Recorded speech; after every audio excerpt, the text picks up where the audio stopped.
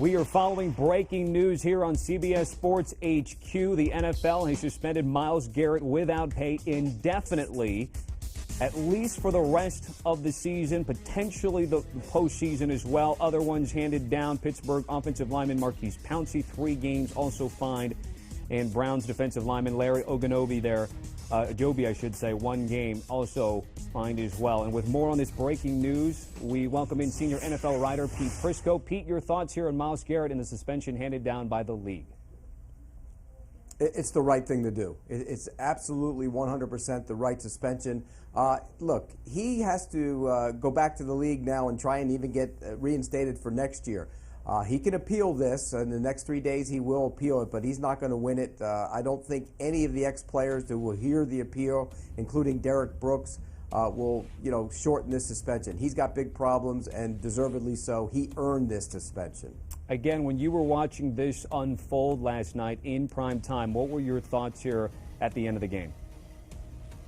Despicable, disgusting, ugly, vile, and any other word like that you can use. This has no place on the football field. It was a disgusting display of emotions getting the better of a guy. Look, Mason Rudolph was not without fault. He was actually pulling his helmet off, but you do not take that and use it as a weapon. Outside of the football field, you get arrested and you get jail time for that. That won't happen here, nor should it happen here. But you should never, ever use your helmet as a weapon. And I think you heard his teammates. Even they were disgusted by this act. It was a terrible display of emotions getting the better of a man.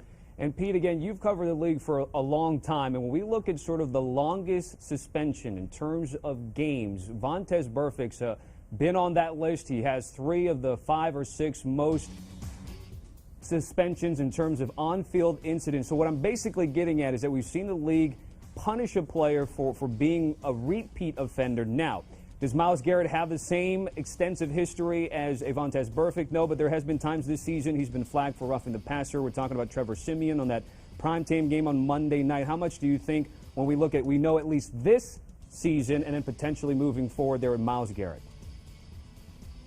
No, I think this was just about this act, and they had to act this way, and they had to do it quickly, and they did. And I give them a lot of credit for that, because all anybody was talking about last night and this morning wasn't that the Browns beat the Steelers. It was the fact that Myles Garrett swung his helmet and hit Mason Rudolph. So they had to act swiftly. They did. This has no bearing on what happened before. I think this is simply on what they saw on Thursday night. And we're looking at the video of Vontaze Burfict hitting Jack Doyle, effectively ending his season here for the Oakland Raiders. What about Maurkice Pouncey? What about Larry Ogunjobi there with Pouncey 3 games? That means he's going to miss the rematch in a couple weeks.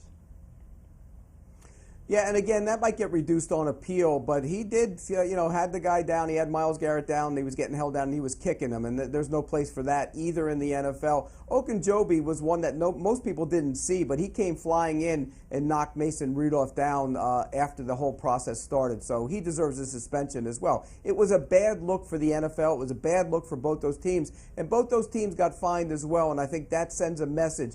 Keep your teams under control. They got out of control, and a bad look for the NFL. Pete, the Cleveland Browns have won back-to-back games, but of course all we're talking about is Myles Garrett, but we do have some clarity now. So where do you think the Cleveland Browns stand? Their schedule does soften up. There's some opportunity here. What are your thoughts on Cleveland moving forward?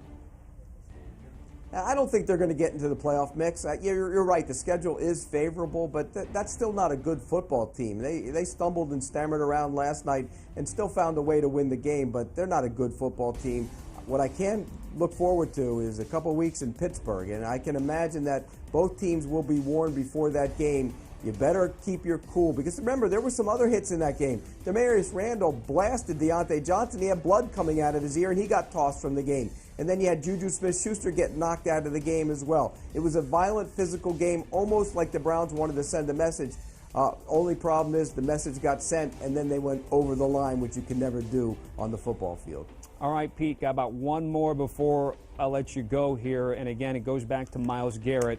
When you look at his suspension here, and there is a statement here from Jimmy Haslam on Myles Garrett. Let me read this before I get your thoughts here. Quote, "We are extremely disappointed in what transpired last evening at the end of our game. There is no place for that in football. and that is not reflective of the core values we strive for as an organization. We sincerely apologize to Mason Rudolph and the Pittsburgh Steelers. Myles Garrett has been a good teammate and a member of our organization and the community for the last 3 years, but his actions last night completely unacceptable. We understand the consequences from the league for his actions. Again, that is both Jimmy Haslam and D there on Myles Garrett. Your thoughts, Pete? Well, and again, you go to the top of your organization, and he's disgusted by it. You can clearly see that in that statement. It's just a bad look for the NFL. This is a brotherhood. You want guys to, work, be physical, get after each other, but you also don't want anybody to get hurt. You see that all the time. When a guy goes down, everybody from both teams rallies over and hopes like heck the guy gets up. If they wheel him off on a stretcher, everybody's there to give him support. And here you have a player using a helmet as a weapon to try and hurt another player. There's no place for that in the National Football League, and I think you saw his teammates Baker Mayfield and others come out and say that.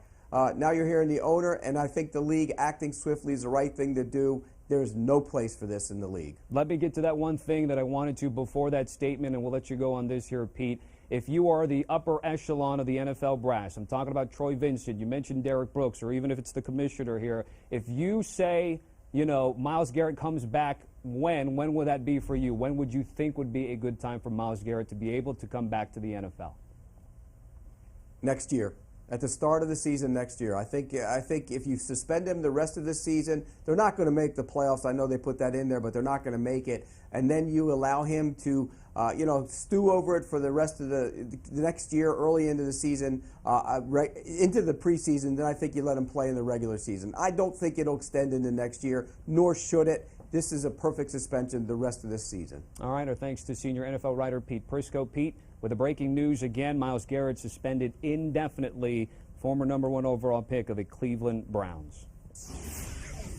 When we come back, we'll continue our breaking news coverage on Myles Garrett getting suspended by the NFL. When we return, senior NFL writer and insider Jonathan Jones will join the conversation right here on HQ.